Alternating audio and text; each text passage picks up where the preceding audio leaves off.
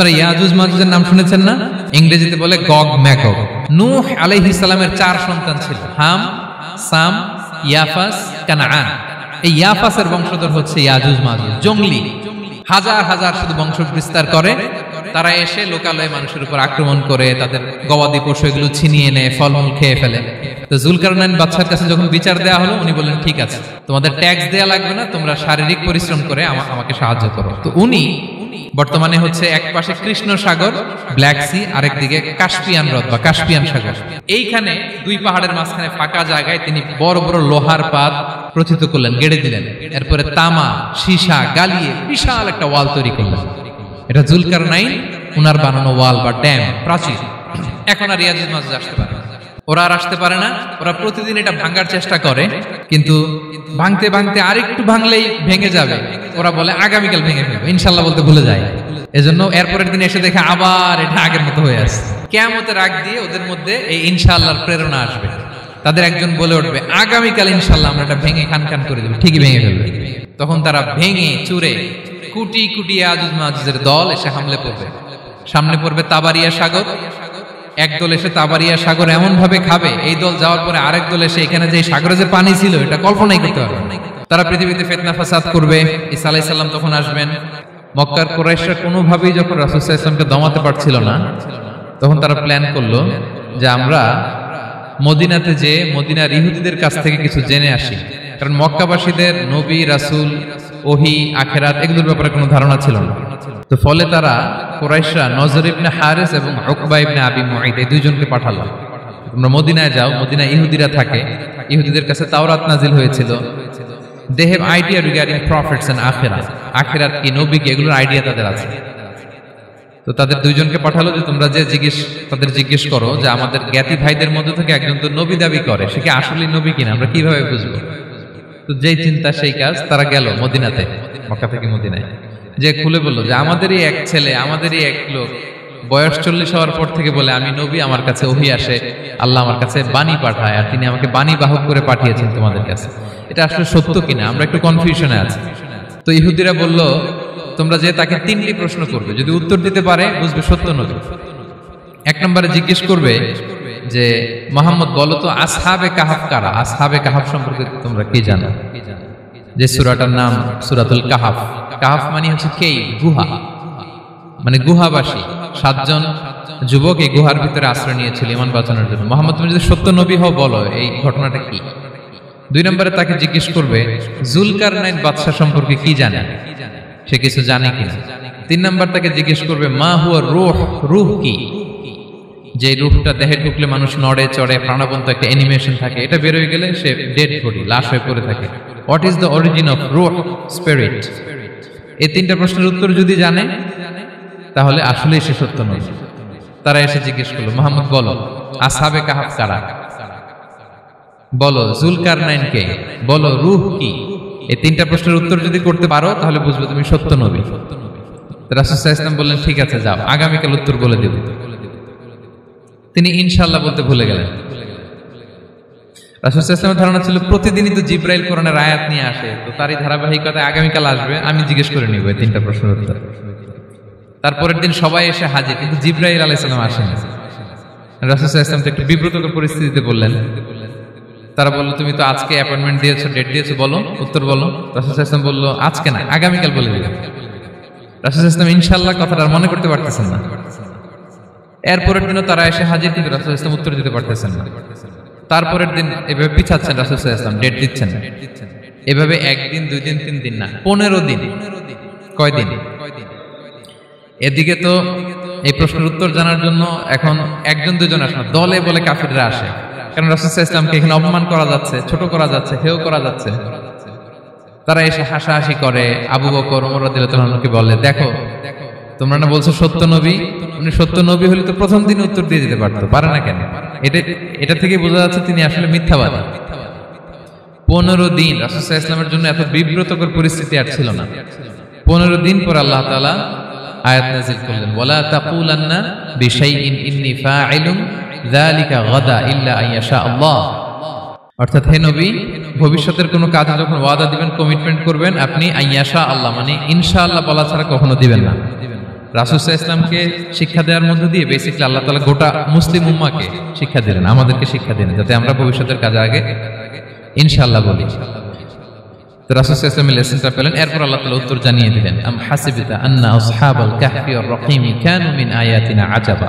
টানা 2 পৃষ্ঠা উত্তর দিলেন আসহাবুল কাহফ কারা। তাওরাত, জাবুর, ইনজিলে কোথাও এত বিস্তারিত উত্তর নাই আসহাবে কাহফের ব্যাপারে। আল্লাহ তাআলা আল কাহাফ, সূরাতুল কাহাফ নামে গুহাবাসীদের নামে একটা সূরা দিলেন, বিস্তারিত 2 পৃষ্ঠায় বর্ণনা করলেন তারা কারা।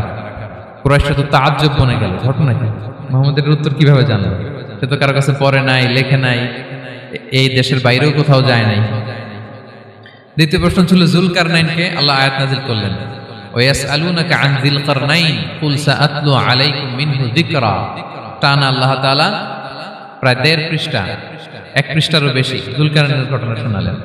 আর রূহের কথা শোনালেন সূরা আল ইসরাতে, ওয়াসআলুনাকা আনির রূহ কুলির রূহু মিন আমরি রাব্বি ওয়া মা উতীতুম মিনাল ইলমি ইল্লা কালিলা। রূহ এটা আল্লাহর স্পেশাল একটা অর্ডার, আল্লাহর আদেশে এটা ঢুকে আল্লাহর আদেশে বের হয়। এটা কেউ ছুঁতে পারে না, ধরতে পারে না, দেখতে পারে না, এটা আল্লাহর পক্ষ থেকে একটা মিরাকেল।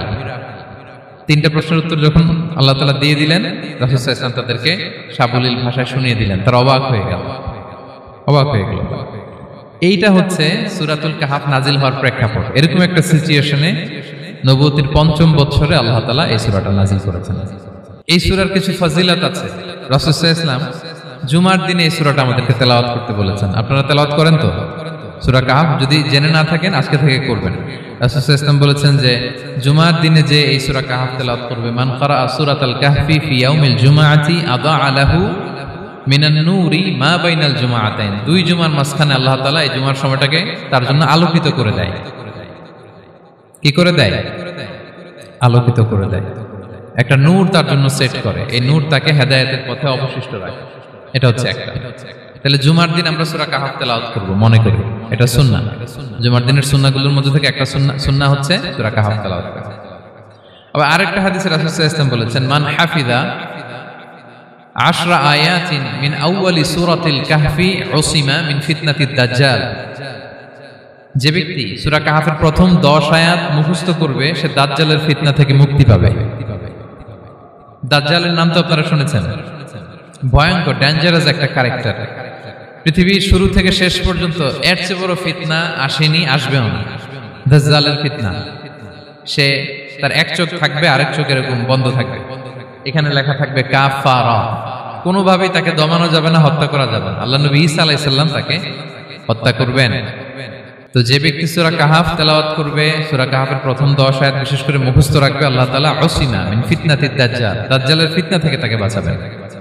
তো আমরা দাজ্জালের ফিতনা থেকে বাঁচতে চাই কি চাই না? আমরা যেন সূরা কাহাফের প্রথম 10 আয়াত মুখস্থ করি, সূরা কাহাফ যেন জুমার দিন আমরা তেলাওয়াত করি। So now the question arises, what is the relationship of সূরাতুল কাহাফ with দাজ্জাল? দাজ্জালের সাথে সূরা কাহাফের রিলেশনটার কারণ কি? একটা মেকানিজম তো এখানে আছে। এত সূরা থাকে, রাসূল সাল্লাল্লাহু আলাইহি ওয়াসাল্লাম কেন বলেন যে সূরা কাহাফ পড়লে দাজ্জালের ফিতনা থেকে বাঁচবে? কারণটা কি? এর কারণ হচ্ছে দাজ্জাল আমাদেরকে যে সমস্ত জিনিস দিয়ে ফিতনায় ফেলবে, ওই ফিতনাগুলোর সলিউশন আল্লাহ তাআলা সূরা কাহাফের ভিতরে রেখে দিয়েছেন। দাজ্জাল 4টা জিনিস দিয়ে আমাদেরকে ফিতনায় ফেলবে। That's trial of faith. 1 number, ঈমানের পরীক্ষা সে আমাদেরকে ফেলবে, আমাদের বিশ্বাস নিয়ে ছিনিমিনি খেলবে সে। এটার সলিউশন আছে সূরা কাহাফ, আমি বলবো আস্তে আস্তে। 2 নম্বরে দাজ্জাল আমাদেরকে ফিতনায় ফেলবে, দ্য ট্রায়াল অফ ওয়েলথ, সম্পদ দিয়ে সে আমাদেরকে ফিতনায় ফেলবে। 3 নম্বর, দ্য ট্রায়াল অফ নলেজ, জ্ঞান দিয়ে সে আমাদেরকে ফিতনায় ফেলবে। 4 নম্বর, দ্য ট্রায়াল অফ পাওয়ার, ক্ষমতা দিয়ে সে আমাদেরকে ফিতনায় ফেলবে। দাজ্জাল 4টা জিনিস দিয়ে আমাদেরকে পরীক্ষায় ফেলবে। কয়টা? 1 হচ্ছে ঈমানি পরীক্ষা, 2 হচ্ছে সম্পদ দিয়ে পরীক্ষা, 3 হচ্ছে জ্ঞান দিয়ে পরীক্ষা, 4 হচ্ছে ক্ষমতা দিয়ে পরীক্ষা। সে ঈমানের পরীক্ষায় আমাদেরকে ফেলবে। সে এসে বলবে আমি তোমার রব, এবং এটা প্রমাণ করার জন্য যা যা দরকার আল্লাহ তাআলা তাকে সব দিবেন, সে সব করতে পারবে। সে বলবে আমি তোমার রব। যদি বিশ্বাস না হয়, তোমার বাবাকে যদি জীবিত করে বিশ্বাস করবে? অনেকে বলবে হ্যাঁ আমার আব্বাকে জীবিত করে দেখান। তো তার বাবাকে ঠিকই সে জীবিত করে ফেলবে। আসলে শয়তান তার বাবার সূরত নিয়ে সামনে দাঁড়াবে, আরে তাই তো, এটাই তো আমার বাবা, এটাই তো আমার দাদা। মানুষ ফিতনায় পড়ে যাবে, ঈমানের ফিতনায়। সে ভাববে আসলে এটাই বোধহয় আমার রব, এবং তাকে এত ক্ষমতা দেয়া হবে, তার ডান দিকে থাকবে জান্নাত, বাঁ দিকে জাহান্নাম। তার কাছে আল্লাহ এটা দিবে। যে তার কথা শুনবে তাকে সে জান্নাতে ঢুকাবে, কিন্তু জান্নাতে ঢুকে সে জাহান্নামের শাস্তি ভোগ করবে। এটা তার বাইরের মানুষ বুঝবে না, অ্যাপারেন্টলি এটা জান্নাত।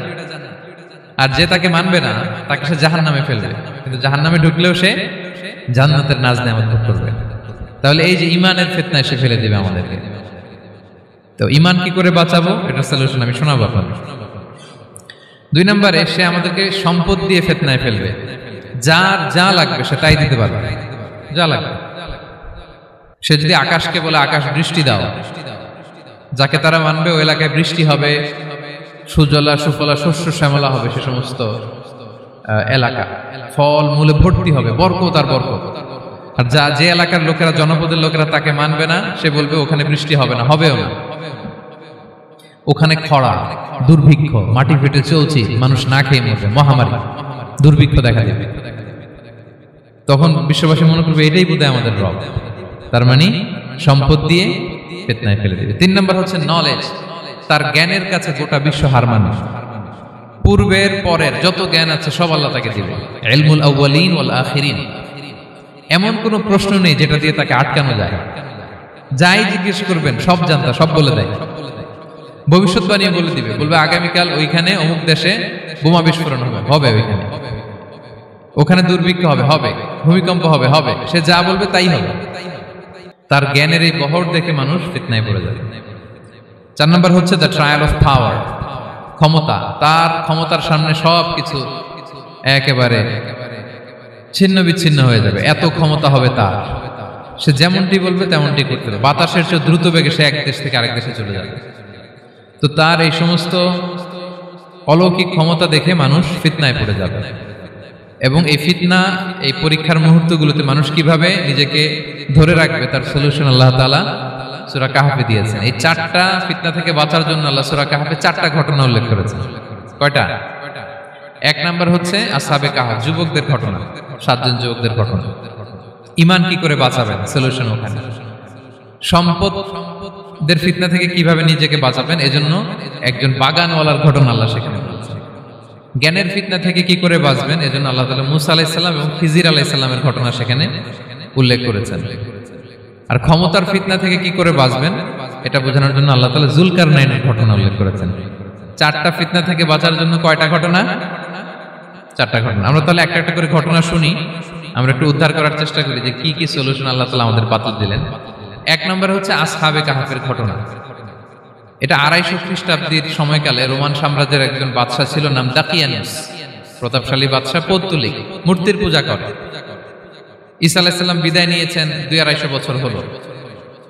তো সব নবীর ধর্মই কিন্তু ইসলাম, যদিও আমরা নাসারা বলি, ইহুদি বলি, সব নবীদের ধর্মই কি ইসলাম। তো তিনি ছিলেন পৌত্তলিক, মূর্তির পূজা করত।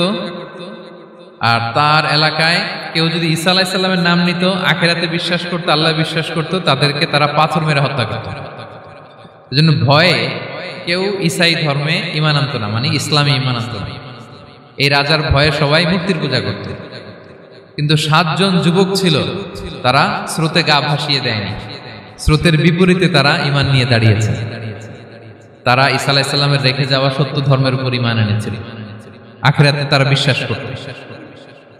তো এই 7 জন যুবকের কথা ছড়াতে ছড়াতে রাজা দাকিয়ানুসের কাছে চলে যায়। উনি তো রেগে মেগে আগুন, ডেকে পাঠালো 7 জনকে। তো তাদেরকে জিজ্ঞেস করলো, তোমরা কাকে মানো? বলতেছে এক আল্লাহকে মানি। সাহসী, খুবই সাহসী।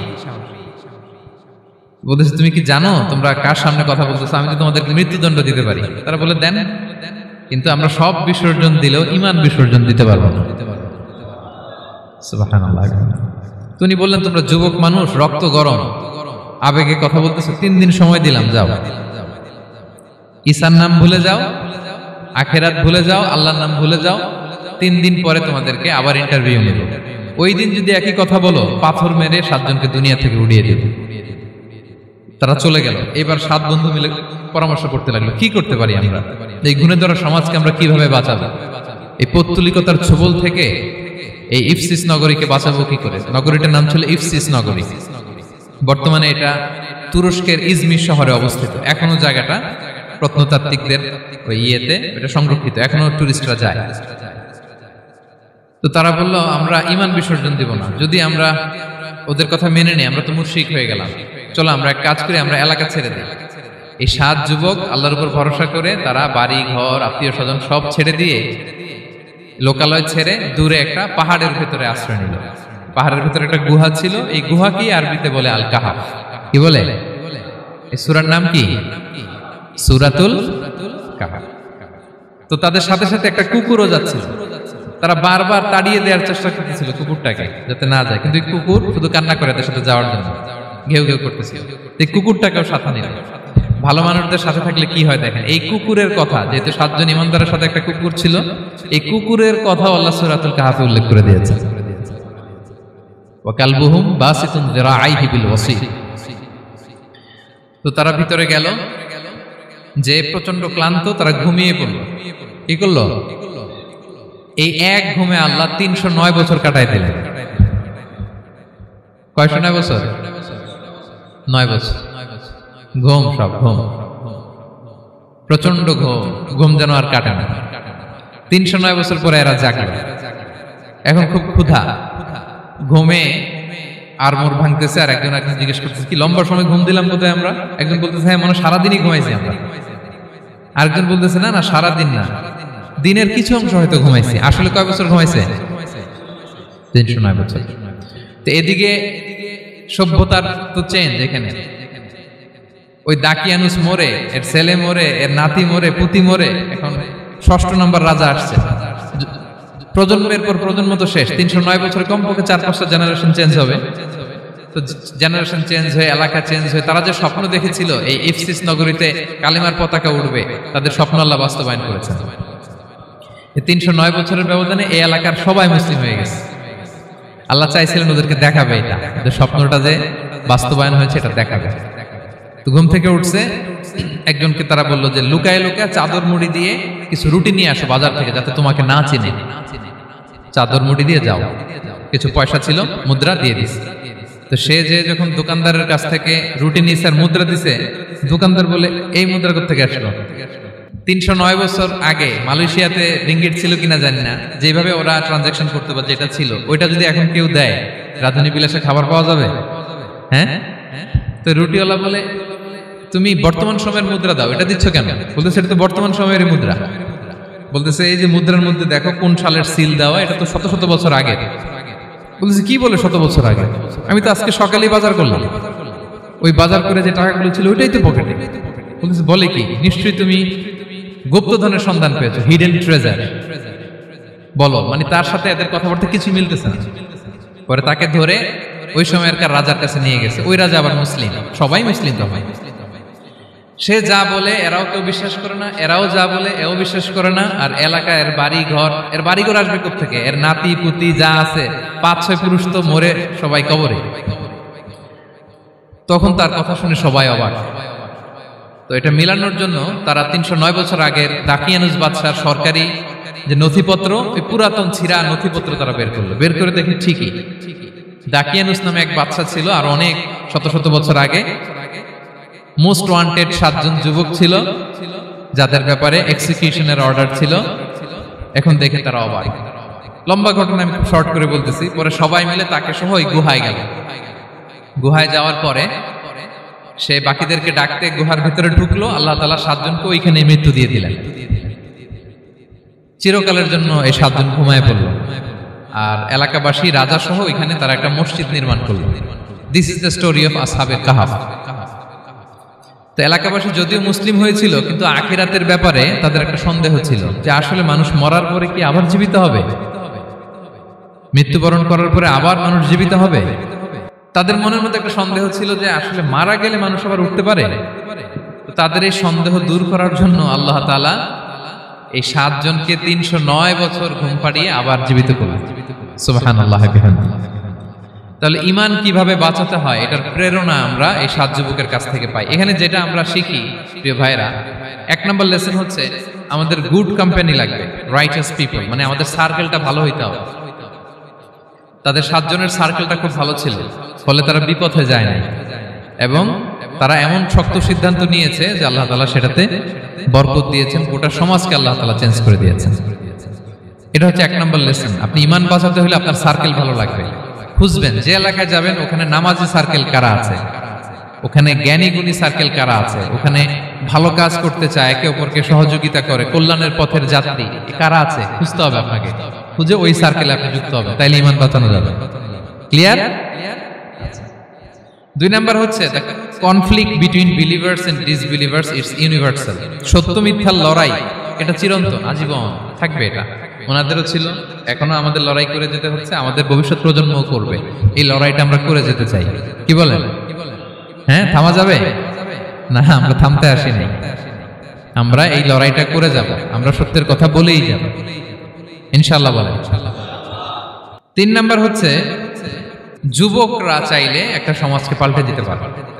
এই পৃথিবীতে যত বড় বড় বিপ্লব হয়েছে এগুলো যুবকরা এনেছে, তারা হচ্ছে সভ্যতা গড়ার কারিগর। আসহাবে কাহাফ আমাদের এই সময়ের নওজওয়ানদের জন্য প্রেরণা, তারা আমাদের জন্য প্রেরণার বাতিঘর। তারা যেমনি ঈমানকে রক্ষা করেছে, আমাদের যুবকরা চাইলেও তাদের ঈমানি চেতনাতে স্পিরিট দিয়ে সমাজটাকে পাল্টে দিতে পারে, কি বলেন? এখানে বেশিরভাগই তো যুবক। হ্যাঁ, গুড সার্কেলে থাকবেন তো আপনারা? সত্যের পক্ষে সবাই থাকবেন তো? আল্লাহ তাআলা কবুল করুন। আচ্ছা, এবার 2 নাম্বার ছিল সম্পদের ফিতনা, কিভাবে বাঁচবেন।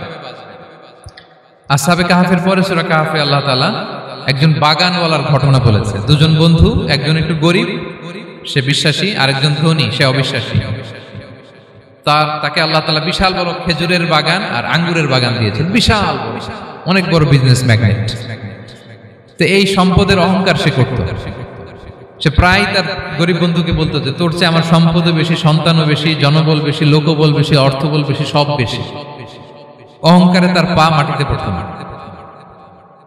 আর সে আখিরাতে অবিশ্বাস করত এবং সে বলতো যে এই সম্পদ আমারে বাঁচাবে, চিরকাল আমাকে স্মরণীয় করে রাখবে, এই সম্পদ কোনোদিন যাবে না। অনেক বড় বড় ধনীরা আছে, তারা এরকম মনে করে যে আমি এত বড় সিআইপি, হ্যাঁ, আমি এত বড় বিজনেস ম্যাগনেট, এই দিন বোধহয় আর চেঞ্জ হতে পারে না, আমার আজীবনই বোধহয় এত পাওয়ার থাকবে, এত সম্পদ থাকবে। এটা ভুল ধারণা।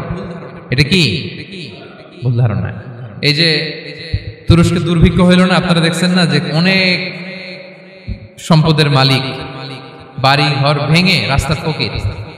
এখন ওই যে ডিফিউজিদের জন্য যে খাবার আসছে ওখানে লাইনে দাঁড়াইছে, কারণ এখন লাইনে না দাঁড়ালে খাবারও তো মিলবে না।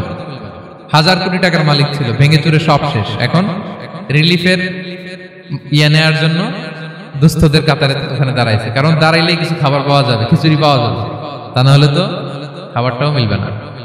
এই যে বঙ্গবাজারে আগুন লাগলো আমাদের বাংলাদেশে, 20টা-25টাও দোকান ছিল অনেকের যাদের অন্যান্য বিজনেস আছে তারা হয়তো সার্ভাইভ করতে পারতেছে, কিন্তু এমন অনেক ব্যবসায়ী ছিল সব শেষ, জ্বলে পুড়ে, তার টাকা পয়সা পুঁজি স্বপ্ন সব শেষ। তো ধনীকে গরিব বানাতে আল্লাহর 1 সেকেন্ডও লাগে না। ওই বিশাল প্রাসাদ থেকে টেনে ভাঙ্গা থালা হাতে দিয়ে রাস্তায় নামাইতে আল্লাহর কয় সেকেন্ড লাগে বলেন তো? 1 সেকেন্ডও লাগে না। সো এই লেসনটা কিন্তু আমাদের নিতে হবে। এবং ওই ব্যক্তির নসিবে তাই ঘটেছিল। সে যখন অহংকার করতেছিল, আল্লাহ তাআলা আকাশ থেকে হুসবান একটা আগুন পাঠালেন। ওই আগুন এসে তার আঙ্গুরের বাগান, তার খেজুরের বাগান, বিশাল মাইলকে মাইল এই বাগান জ্বালিয়ে পুরো মুহূর্তের মধ্যে সারখার করে, এবং মুহূর্তের মধ্যে সে পথের ভিখারি, ফকির। এই ঘটনাটা এনে আল্লাহ তাআলা সম্পদশালীদেরকে রিমাইন্ডার দিলেন যে এই সম্পদের ফিতনায় তোমরা পড়ে যেও না। আমরা সম্পদশালী হলে বাস্তবতা অনেক সময় ভুলে যাই। সূরাতুল হুমাযাতে আল্লাহ তাআলা বলেন ইয়াহসাবু আন্না মালাহু আখলাদা। সম্পদশালীরা মনে করে এই সম্পদ আমাকে চিরকাল বাঁচিয়ে রাখবে, চিরকাল বোধহয় এই সম্পদ আমার হাতে থাকবে। না, এটা হাতের ময়লা, আজ আছে কাল নাই, যে কোনো সময় চলে যেতে পারে। এটা হচ্ছে ম্যাটেরিয়ালিস্টিক আউটলুক, বস্তুবাদী চিন্তা থেকে এই আমাদের ধনী ভাইদের এই সমস্যাটা হয়, ভোগবাদী চিন্তার প্রভাব আর কি। সম্পদ যখন হাতে থাকে ধরাকে সরাজ্ঞান করে, মনে করে যে সবই আমার কন্ট্রোলে। না, আপনারে ওই গরিবের কাতারে আনতে, ওই রিলিফের সম্পদ নেয়ার জন্য ওই লাইনে দাঁড় করাইতে আল্লাহর 1 সেকেন্ডও লাগে না। এটা খেয়াল রাখতে হবে। আমরা যখন প্রাইভেট কারে চড়ি, মাঝে মাঝে অনেকে এসে হাত পাতে, এদেরকে ছোট করা যাবে না। গল্পটা আল্লাহ ভিন্ন করতে আল্লাহর 1 সেকেন্ডও লাগে না। ওইদিকে আমি দাঁড়ায় হাত পাততাম আর উনি প্রাইভেট কারে বসে থাকতো। আল্লাহ চাইলে এরকম করতে পারতেন না? পারতেন। তো এখান থেকে আমাদের জন্য শিক্ষা হচ্ছে সম্পদ এটা ক্ষণস্থায়ী, আজ আছে কাল নাই। এটা ক্ষণস্থায়ী, এটাকে এভারলাস্টিং মনে করা যাবে না। এভারলাস্টিং হচ্ছে আখিরাত। ওয়ালাল আখিরাতু খায়রুল লাকা মিনাল উলা। আখিরাত তোমার জন্য দুনিয়ার চেয়ে শ্রেষ্ঠ। এবং আল্লাহ তাআলা দৃষ্টান্ত একটা দিয়েছেন যে দুনিয়ার জীবনটা হচ্ছে কামা, ওই পানির মতো যেটা আনজালনাহু মিনাস সামা, আকাশ থেকে নাজিল করেছি। ওই পানি ক্ষেতের মধ্যে পড়ে ফসল, ফুল ফসল হয়েছে। এরপরে যখন ফসল কাটা হয়, ওই ক্ষেত খামার এগুলো তৃণলতা হয়ে যায়, ভুসির মতো হয়ে যায়। তখন বাতাসের ঝাপটায় একবার এদিকে যায়, একবার ওদিকে যায়। অনেক লম্বা উপমা, আমি সংক্ষেপে বললাম। তো শেষ আউটপুটটা হচ্ছে এটা, সম্পদ এটা মুহূর্তেই চলে যেতে পারে। সম্পদ উপার্জন জায়েজ আছে, মুসলিমরা সম্পদ উপার্জন করতে পারবে, কোনো অসুবিধা নাই। আপনি যদি ধনী হন এটা ভালো, ফলে আপনি যাকাত দিতে পারবেন, অসহায় দুস্থদের সহায়তা করতে পারবেন, কন্ট্রিবিউট করতে পারবেন। আপনি সম্পদ হাতের মুঠোয় নেবেন, কন্ট্রোল করবেন, কিন্তু এই দিকে স্থান দিবেন না। দ্যাটস ইট, তাহলেই হবে। আমরা সম্পদ কি করতে পারবো? উপার্জন করতে পারবো, কিন্তু হৃদয়ে স্থান দিতে পারবো না। হৃদয়ে স্থান থাকবে আখিরাতে। এই মাইন্ডসেট যদি আপনি গড়ে তোলেন, তাহলে সম্পদের ফিতনা আপনি কখনো করবেন না। এই পয়েন্টটা কি ক্লিয়ার সবার? ক্লিয়ার। 3 নাম্বার ফিতনা ছিল কিসের ফিতনা দেখি কে বলতে পারে? প্রথমটা হচ্ছে বিশ্বাস বা ঈমানের ফিতনা, 2 নাম্বার হচ্ছে সম্পদের ফিতনা, 3 নাম্বার জ্ঞানের ফিতনা। জ্ঞানেরও কিন্তু ইলমেরও একটা গরম আছে। যার ইলম আছে তার মধ্যে এই সমস্যাটা কাজ করে। সেটার জন্য আল্লাহ তাআলা মুসা আলাইহিস সালাম, খিজির আলাইহিস সালামের ঘটনা বলেন। আমি খুব সংক্ষেপে বলবো, সময় কম। মুসা আলাইহিস সালাম হচ্ছে বনি ইসরাইলের নবী, আর খিজির আলাইহিস সালাম কেউ বলেছেন নবী, কেউ বলেছেন আল্লাহর ওলি। আসলে আরবিতে ওনার নাম খদির, আমরা বাংলায় বলি খিজির। খদির মানে সবুজ। উনি যে কোনো জায়গায় বসলে ওখানে মরা গাছ, লতা পাতা এগুলো সবুজ হয়ে যেত। অনুর্বর এলাকার উপর দিয়ে হেঁটে গেলে ওটা উর্বর হয়ে যেত। তো মুসা আলাইহিস সালাম একবার ওয়াজ করতেছেন এইভাবে বনি ইসরাইলের সামনে, খুতবা দিচ্ছেন। হঠাৎ এক লোক দাঁড়ায় বলে, ইয়া নবী আল্লাহ, মান আ'লামু ফিল আরদ, বর্তমান পৃথিবীতে সবচেয়ে জ্ঞানী কে? মুসা আলাইহিস সালাম বললেন, ফাকালা আনা, আমি। কি বললেন? উনি আসলে ভুল কিছু বলেন নাই, কারণ প্রত্যেক জামানার নবীকেই আল্লাহ তাআলা সবচেয়ে বেশি জ্ঞান দিয়ে পাঠান, কারণ তার কাছে ওহীর জ্ঞান আসে, অদৃশ্যের খবর আসে, ইলমুল গায়ব আসে। কিন্তু এই উত্তরটা আল্লাহ তাআলার পছন্দ হয় না। আল্লাহ তাআলা চাচ্ছিলেন মুসা যদি বলতো আল্লাহ তাআলাই জানে কি জ্ঞানী বা আল্লাহই সবচেয়ে জ্ঞানী, এরকম হলে ভালো হতো। কিন্তু মুসা আলাইহিস সালাম কি বলছে? আমি। এখন প্রশ্ন করলো সবচেয়ে বড় জ্ঞানী কে? উনি কি বললেন? আমি। এই যে আমি আমি, এটাতে ঝামেলা আছে। আমি বড়, আমি জানি, আমি সব, দিস ইজ প্রবলেমেটিক। আল্লাহ এটা পছন্দ করলেন না। আল্লাহ তাআলা মুসা আলাইহিস সালামকে বললেন, মুসা তুমি যে বলছো তুমি জ্ঞানী, না তুমি জ্ঞানী না, তোমার চেয়ে বড় জ্ঞানী আছে। মুসা আলাইহিস সালাম বলে, তাই নাকি? আমার চেয়ে বড় জ্ঞানী কে?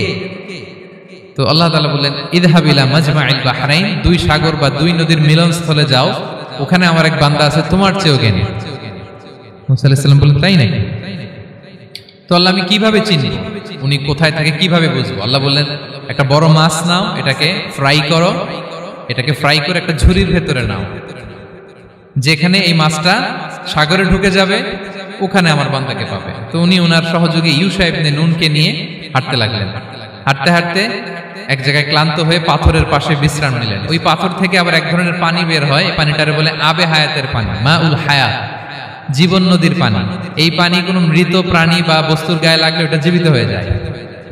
তো ওনারা পাথরে হেলান দিয়ে বিশ্রাম নিচ্ছিলেন। ওই পানি ওই ফ্রাই করা মাছের গায়ে লাগার সাথে সাথে মাছ জীবিত হয়ে ঝুড়ি থেকে বের হয়ে সাগরে ঢুকে গেছে। ওনারা আর খেয়াল করেন না।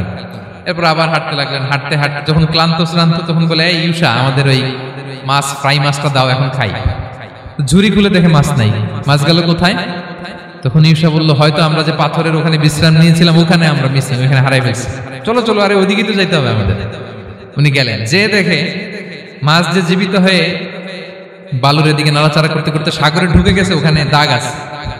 মুসা আলাইহিস সালাম ঢুকলেন সুরঙ্গ, ঢুকে দেখে চাদর গায়ে দিয়ে এক লোক শুয়ে আছে। সালাম দিলেন, আসসালামু আলাইকুম। ওই লোক চাদর আর সরায় না, ভিতর থেকে বলতেছে, ওয়ালাইকুম আসসালাম। তো চাদরের ভিতর থেকে উনি বলে, মান আন, তুমি কে? মুসা আলাইহিস সালাম বললেন, আনা মুসা, আমি মুসা। উনি বলেন, মুসা বনি ইসরাইল, বনি ইসরাইলের মুসা? বললেন, হ্যাঁ। কেন এসেছো? এবার চাদর খুললেন। বলতেছে, আপনার কাছ থেকে কিছু শিখতে আসছি। আল্লাহ বলছে, আপনি নাকি সবচেয়ে বড় জ্ঞানী। আমি ভুল করে বলে ফেলছিলাম আমি। আল্লাহ বলছেন যে আপনি নাকি জ্ঞানী। বলতেছে, না, তুমি আমার জ্ঞান নিতে পারবে না, ওই ধৈর্য শক্তি তোমার নাই। মুসা আলাইহিস সালাম বললেন যে, আপনি যে কোনো শর্তে আমাকে একটু রাখেন কয়েকদিন, আপনার সাথে আমি রাজি। বললেন, না, তুমি পারবে না। মুসা আলাইহিস সালাম জোর করতে লাগলেন। অবশেষে খিদির আলাইহিস সালাম রাজি হলেন। বললেন, শর্ত হচ্ছে আমি যাই করি আর না করি আমাকে কোনো প্রশ্ন করা যাবে না। মুসা আলাইহিস সালাম বললেন, ওকে, সফর শুরু হলো। সামনে নদী, এক লোক তাদের নৌকা দিয়ে নদী পার করাই দিল। নদী পারাপারের পর খিজির আলাইহিস সালাম লাঠি দিয়ে নৌকার তলাটা ছিদ্র করে দিলেন। মুসা আলাইহিস সালাম বললেন, ইন্না লিল্লাহি, এটা আপনি কি করলেন? ওরা আমাদেরকে নদী পার করে দিল, আর যে ভাড়াটা আসছিল এটাও নিল না, আমাদেরকে সম্মান দেখালো, আপনি নৌকা ছিদ্র করে দিলেন। খিজির আলাইহিস সালাম বলছে, এই যে আমি বলছিলাম না তুমি ধৈর্য ধারণ করতে পারবো না, যাও তোমার রাস্তায় তুমি, আমার রাস্তায় আমি। মুসা আলাইহিস সালাম আবার ক্ষমা চাচ্ছেন যে আপনি আমার ক্ষমা করেন, আমি তো ভুলে গেছি। আর প্রশ্ন করবেন না। চলতে লাগলেন। হঠাৎ বাচ্চারা খেলতেছে, এক বাচ্চাকে ধরে হত্যা করলেন খিজির আলাইহিস সালাম। এবার তো মুসা আলাইহিস সালাম রেগে গেছে, আপনি করলেনটা কি? নিষ্পাপ ফুলের মতো শিশুকে হত্যা করলেন। খিজির আলাইহিস সালাম বলে, এই যে আমি জানতাম যে তুমি ধৈর্য ধারণ করতে পারবে না, তোমার রাস্তা এক, আমার রাস্তা এক, যাও। এবার মুসা আলাইহিস সালাম করজোর করতেছে যে দিস ইজ দ্য লাস্ট চান্স, একটা ফাইনাল চান্স দেন, একটা সুযোগ দেন, আর আমি প্রশ্ন করব না, এটাই লাস্ট। বলেন ওকে ঠিক আছে। হাঁটতে হাঁটতে এক ইহুদি বসতির সামনে যে হাজির, দুজনই খুব ক্ষুধার্ত, খাবার চাইলো, এরা আবার কৃপণ, খাবার দিল না। তো খিজির আলাইহিস সালাম বললেন, ঠিক আছে খাবার যেটা দিচ্ছেন আমরা চলে যাই। যাওয়ার পথে দেখতেছে এই এলাকার একটা দেয়াল ভেঙে পড়ে যাবে। তিনি বললেন, মুসা চলো এটা ঠিক করে দেই। দুইজন মিলে প্রচন্ড ক্ষুধায় এটা সেটা এনে দেয়ালটা তৈরি করতেছে। মুসা আলাইহিস সালাম তো এমনিই রাগী, পেটে আবার ক্ষুধা, আবার বলছে কিছু বলাও যাবে না। তিনি এবার আর প্রশ্ন করেন, বলতেছে ওরা এত কিপটামি করলো আর আপনি এটা করে দিলেন, আপনি তো চাইলে এটা টাকা নিতে পারতেন, পারিশ্রমিক নিতে পারতেন চাইলে। এই কথা বলার পর খিজির আলাইহিস সালাম বললেন, হাদা ফিরাকু বাইনি ওয়া বাইনি, এখানেই তোমার আর আমার সেপারেশন, আর সামনে আগানো যাবে না, তোমার কোনো ধৈর্যই নেই। তো এতটুকু তোমাকে আমি বলি যে আমি একটাও আল্লাহর আদেশ ছাড়া করি নাই, আল্লাহর আদেশে আমি করেছি। কি? এক নম্বর হচ্ছে ওই যে আমাদের ভাড়া নিতে চাইলো না, আমাদেরকে পার করে দিল, নৌকাটা ছিদ্র করেছি কারণ এই এলাকায় একজন জালিম বাদশা আছে, সে নৌকা পেলেই গরিব মাঝিদের নৌকা সিজ করে নিয়ে যায়। তো এটাকে যখন তলায় ছিদ্র করে দিছি, এই রাজার লোকেরা এসে দেখবে যে এটা তলা ছিদ্র, তো পানি ঢুকতেছে, এটা নিবে না, ওরা পরে সামহাও এটা রিপেয়ার করে চালাইতে পারবে। মুসা আলাইহিস সালাম বলে, সুবহানাল্লাহ, তাই তো, এটা তো আমি বুঝতে পারি নাই। আর ওই ছোট শিশুটাকে হত্যা করছি, ও অনেক বড় জালিম হবে এলাকা, তার ফিতনায় এলাকাবাসী তটস্থ থাকবে, সে তার মা বাবাকেও জাহান্নামে নেবে। এজন্য আল্লাহ তাআলা আদেশ দিয়েছেন আমাকে, আল্লাহর আদেশে আমি তাকে হত্যা করেছি। মুসা আলাইহিস সালাম বললেন, তাই তো, এটা তো অনেক ভালো কাজ করছেন তাইলে। তো বলতেছে, তাহলে ওইটা বলেন, খাবারও দিল না, এত কৃপণ, এদের দেয়াল কেন ঠিক করতে গেলেন আপনি? তখন তিনি বললেন যে আসলে এটা একটা ইয়াতিমদের ঘর ছিল, দুইটা ইয়াতিম শিশু, তাদের বাবা মা খুব ভালো ছিল, আর এই দেয়ালের নিচে আছে গুপ্তধন, এই দেয়ালটা পড়ে যাবে, এই গুপ্তধন তারা ছোট মানুষ নিতে পারবে না, এলাকাবাসী তাদেরকে বঞ্চিত করে নিয়ে যাবে। আমি দেয়াল গড়ে দিলাম যাতে করে তারা যখন প্রাপ্তবয়স্ক হয় নিজেদের সম্পদ নিজেরা বুঝে নিতে পারে। সুবহানাল্লাহ বিহামদি। মুসা আলাইহিস সালাম বলে, তাই তো, এগুলো তো আমি বুঝতে পারি নাই। তো এই ছিল খুব সংক্ষিপ্ত পরিসরে মুসা আলাইহিস সালাম খিজির আলাইহিস সালামের ঘটনা। তো রাসূল সাল্লাল্লাহু আলাইহি ওয়াসাল্লাম বুখারীতে একটা চমৎকার কথা বলেছেন, তিনি বলেছিলেন, ওয়াদিদনা আন্না মুসা সাবার হাত্তা ইউকাসসা আলাইনা মিন আমরিহিমা। রাসূল সাল্লাল্লাহু আলাইহি ওয়াসাল্লাম বলেছিলেন, ইস, আমার ভাই মুসা যদি আরেকটু ধৈর্য ধরতো তাহলে আরো কিছু অজানা তথ্য আমরা জানতে পারতাম। এখান থেকে, এই ঘটনা থেকে আমরা কি শিখলাম? প্রথম যেটা আমরা শিখলাম, জ্ঞান নিয়ে বড়াই করতে নেই, ঠিক কিনা? জানার কোনো শেষ নেই, জাননেওয়ালার উপরও জাননেওয়ালা আছে, জ্ঞানীর উপরও জ্ঞানী আছে। আপনি কিছু জেনেই মনে করবেন না আমি সব জানি, আপনার চাইতেও বেশি জ্ঞানী অনেকে আছে। অনেক সময় বক্তার চাইতেও শ্রোতারা অনেক জ্ঞানী। হয়তো এখানে এমন অনেক জ্ঞানী লোক আছে যার ধারে কাছেও আমরা কেউ নেই, হতে পারে। সো আমি সব জানি, এটা ভুল, এটা শয়তান বলে। এটা কে বলে? শয়তান বলে। আবু নাওয়াস একটা কবিতা লিখেছেন, ওয়াকুল্লি মান ইয়াদঈ ফিল ইলমি ফালসাফাতান হাবাসতা শাইআন ওয়া গাবাত আনকা আশিয়াউ। কেউ যদি বলে আমি সব জানি, তুমি তাকে বৃদ্ধাঙ্গুলি দেখিয়ে বলো আপনি কিছুই জানেন না, আপনি অল্প কিছু জেনেছেন, জানার এখনো অনেক বাকি। তাহলে মুসা আলাইহিস সালামের এই ঘটনা জিজ্ঞেস করা হলো কে জ্ঞানী, উনি বললেন আমি জ্ঞানী। এরকম কি আমরা কখনো বলবো না? সবচাইতে বড় জ্ঞানী কে? ওয়া ফাওকা কুল্লি যী ইলমিন আলিম।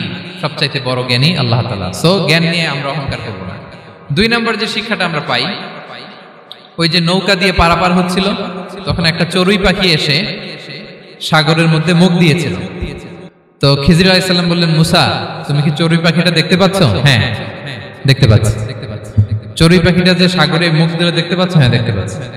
তখন খিজির আলাইহিস সালাম বললেন, চড়ুই পাখিটা সাগরে মুখ দিয়ে পানি খাওয়ার পরে চড়ুই পাখির ঠোঁটে বা চঞ্চুতে যতটুকু পানি লেগে আছে, এই পানিটা হচ্ছে তোমার আমার এবং মহাবিশ্বের আমাদের সকলের জ্ঞান। আর এই মহাসাগরের সকল পানি হচ্ছে আল্লাহ তাআলার জ্ঞান।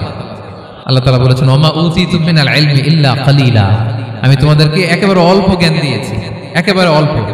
এই রহস্যে ঘেরা এই মহাবিশ্বের অনেক কিছুই আমাদের অজানা প্রিয় ভাইরা, আমরা অনেক কিছু জানি না, আমাদের এই লিমিটেড নলেজে এগুলো ধরে না, তারপর আমরা জ্ঞানের বড়াই করি।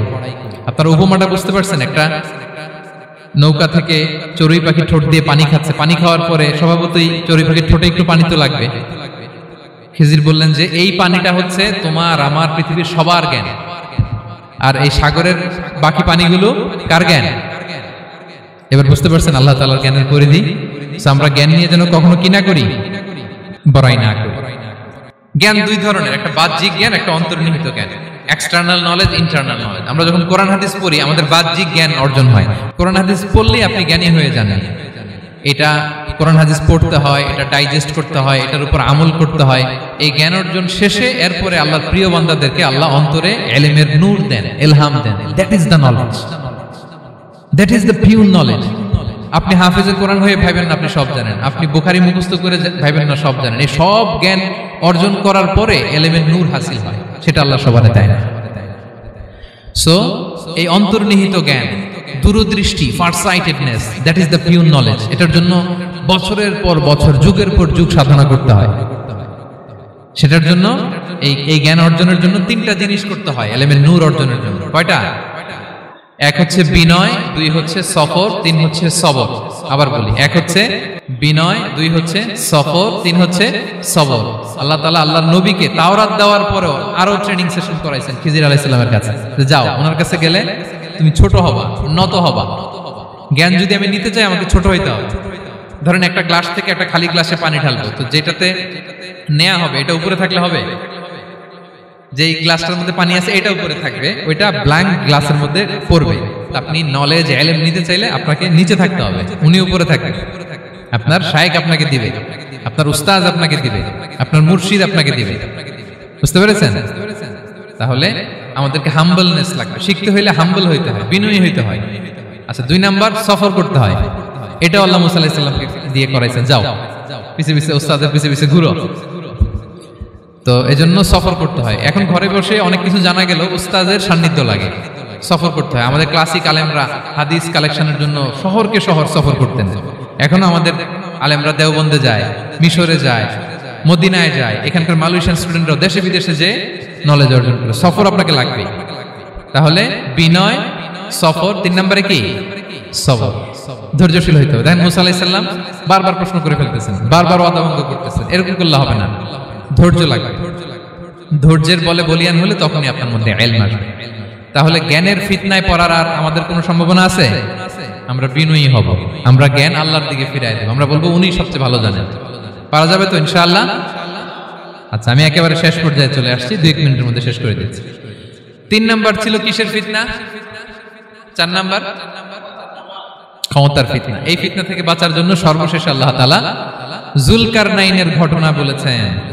অনেক বড় বাদশা ছিলেন, পৃথিবীতে 4 জন বাদশা গোটা বিশ্ব শাসন করেছেন। 2 জন কাফির, 2 জন মুমিন। কাফির একজন হচ্ছে নমরুদ, যিনি ইব্রাহিম আলাইহিস সালামকে আগুনে ফেলেছিলেন। আরেকজন হচ্ছে বখতে নাসার, যাকে ইংরেজিতে বলে নেবুচারনেজার দ্য সেকেন্ড, দ্বিতীয় নেবুচারনেজার। তারা কোনো নির্দিষ্ট এরিয়ার বাউন্ডারির বাদশা না, গোটা বিশ্বের বাদশা ছিলেন। এই 2 জন কাফির। আর 2 জন বাদশা ছিলেন গোটা বিশ্বকে শাসন করেছেন, তারা ছিলেন মুমিন। একজন হচ্ছে সুলাইমান আলাইহিস সালাম, আল্লাহর নবী। আরেকজন হচ্ছে যুলকারনাইন, গোটা বিশ্ব শাসন করেছেন, প্রাচ্য থেকে পাশ্চাত্য সব জায়গায় তিনি গিয়েছেন, ইসলামের বাণী প্রচার করেছেন, জালিমদেরকে শায়েস্তা করেছেন। তো এরকম দিক বিদিক তিনি জয় করতেছিলেন। অনেকে যুলকারনাইনকে আলেকজান্ডার দ্য গ্রেটের সাথে গুলিয়ে ফেলে না। ম্যাসিডোনিয়াতে যে আলেকজান্ডার দ্য গ্রেট ছিল, উনি আর যুলকারনাইন এক নন।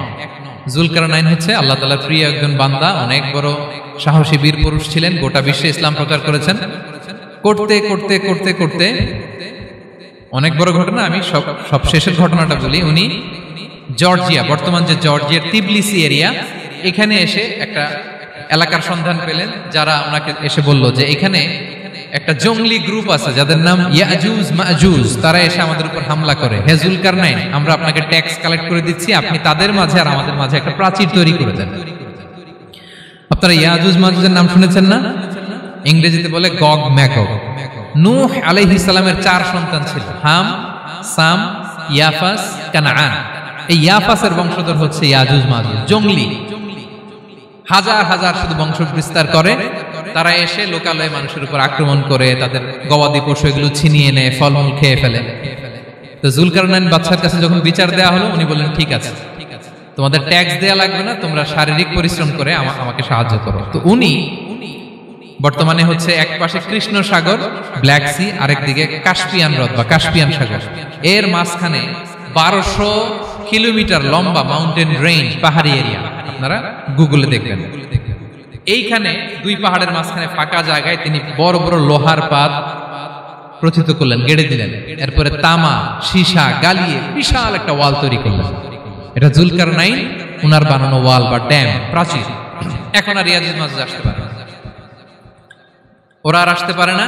ওরা প্রতিদিন এটা ভাঙার চেষ্টা করে, কিন্তু ভাঙতে ভাঙতে আরেকটু ভাঙলেই ভেঙে যাবে। ওরা বলে আগামীকাল ভেঙে ফেলবে, ইনশাল্লাহ বলতে ভুলে যায়।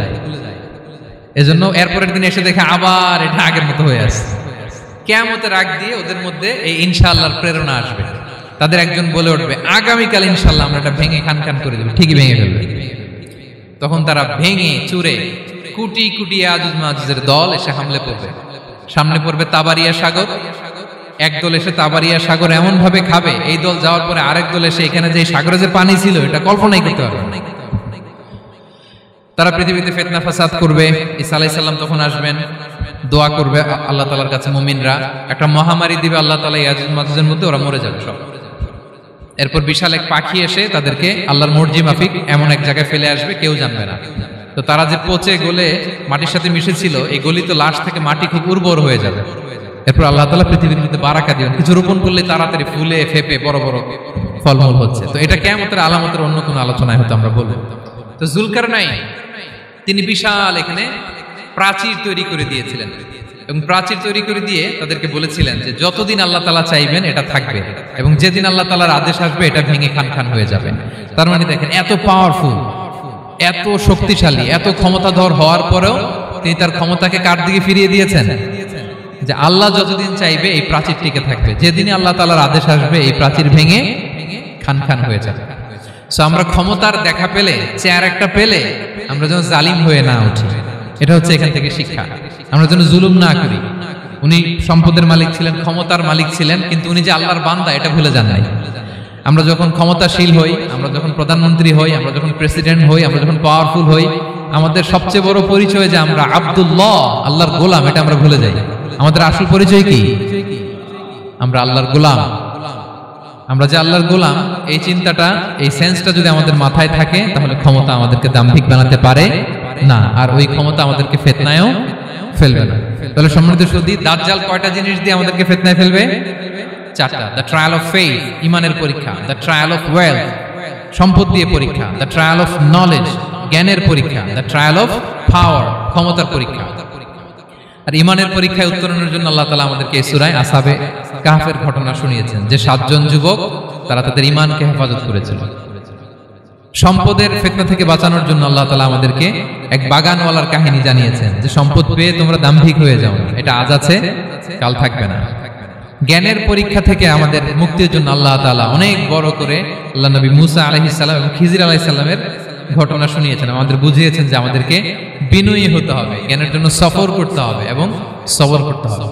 সবশেষে আল্লাহ তাআলা ক্ষমতার ফিতনা থেকে বাঁচানোর জন্য ক্ষমতাধর, আমরা তো একটা দেশের মালিক হই এখন, অমুক দেশের প্রেসিডেন্ট, অমুক দেশের প্রধানমন্ত্রী, উনি গোটা বিশ্বের প্রতাপশালী রাজা ছিলেন জুলকারনাইন। তারপরেও উনি যে আব্দুল্লাহ, উনি যে আল্লাহর গোলাম, এটা তিনি ভুলে যাননি।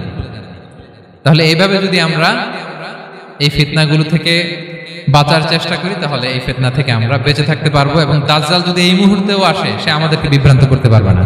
পারবে? পারবে না ইনশাআল্লাহ। ইনশাআল্লাহ বলেন। আর ভবিষ্যতের সব কাজের আগে আমরা সবসময় কি বলবো? মনে থাকবে সবার?